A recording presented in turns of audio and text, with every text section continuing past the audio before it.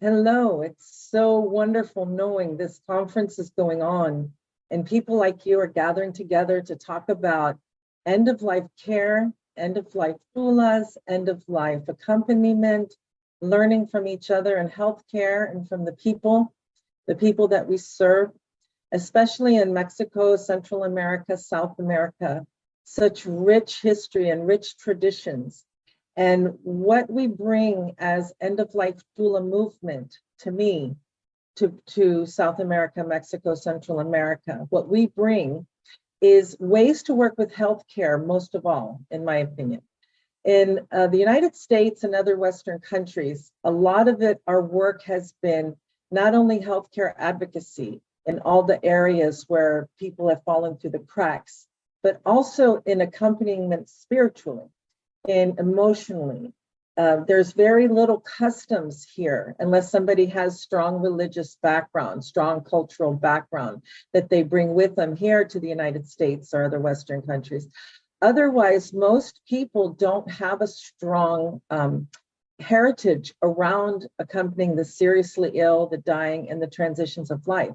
What I find so exciting about the work that Sofía and Wilka are doing is merging those worlds together, the best of the people and the best of healthcare. Now, even in the United States, where you would think there's so much development and so much advancement in healthcare, in the care for the dying, we actually have a long way to go around palliative care, the medicine, using palliative care prior to hospice services. That's still inconsistent everywhere you go.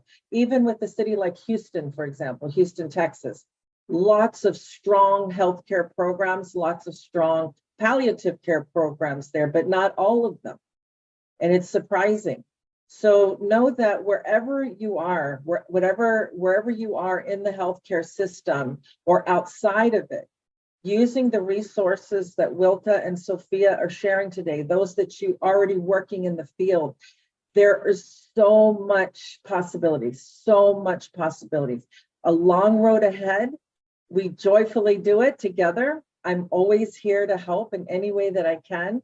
I fully support their work and your work, the work that you're doing. If you're here at this conference, that means that you are in the know, you're progressive, you're on the edge, you're ahead. There's no way you would be spending your time at a conference like this if it were otherwise.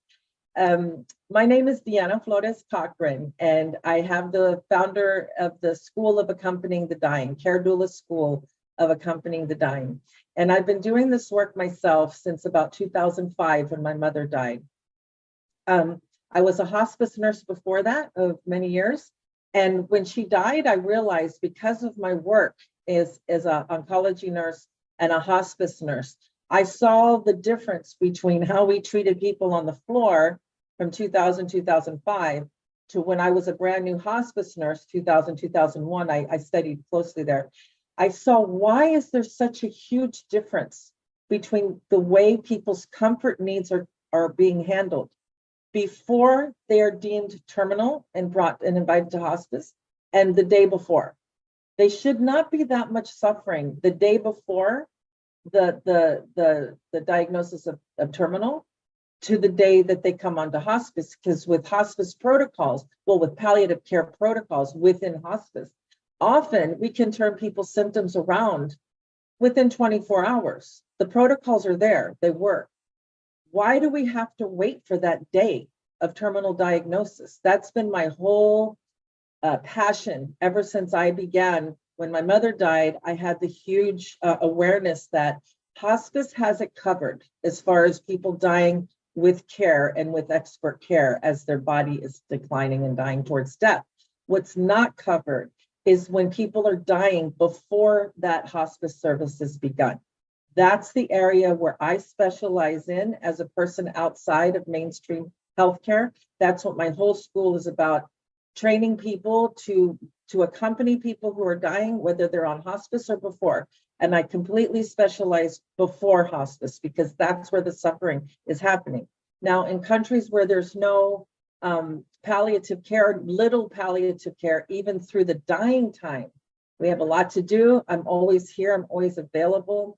I'm very grateful that Wilka and Sofia are the ones who translated my book into Spanish. They're right here. I hope if you need any more, let me know. They're on Amazon. It's been my honor and privilege to have contributed whatever I have up to now, and I continue to look for ways, or really things fall into my lap about what needs to be done next. And that's kind of how I rolled from the beginning. I've got this passion just like you. I want to do something just like you. And there was so much to be done when I started that, yes, I have carry a lot of the first this and first that, just because there was nothing out there around this at the time. But now with so many boots on the ground, so many people on the ground, there's still so much first to happen. And everywhere that you are, you're probably one of the first to even acknowledge this in a serious way and to bring some connection between healthcare entities, period. Just number one, even in the US, it's that way. We're still trying to connect services between the various services. We're trying to connect people to their heart as they die, that if they're supported, then we can be there and hold that pause for them, hold that place where they can work out their family stuff. That's what hospice is all about. However, hospice in this country anyway, the Medicare is squeezing it. It's squeezing it out, so we don't have the time that we used to have. So here come end-of-life doulas. End-of-life doula, the role is perfect for accompanying families, as well as connecting them to services and being that water that flows through everything and doesn't have the boundaries that entities have. So how I work with doulas in developing countries when they come in the program is we assess what's going on right now, what's available right now. No matter what it is, we got to start somewhere. And then that person with whatever their desire is, that's where I encourage you to take off. Not so much all the time what is needed, because so much is needed, but where's your passion? We have to start with that, because this is grueling work. And for me to support my work in this world, I need to stay with my passion and do that and get very, very strong in that, because that will bring other people and they'll do that with their piece, the part that they feel passionate about. And that will sustain their work if they stay in their heart and they stay true to their mission. It takes all of us. It takes so many people. So to try to wear every hat, you're going to burn out. And my invitation is for you not to do that. Stay in your passion. Always you can write to me, reach out to me. I hope you enjoy my book. I'm here for you. I'm so grateful for you and all the work you're doing right now. Thank you, Sofia and Wilka, for having me. I wish I could be there. Maybe the next time that you have that, I'll be in a position where I can come. As most of you know, I caregive my father and he's in his end times. So thank you. Thank you for having me. Take care.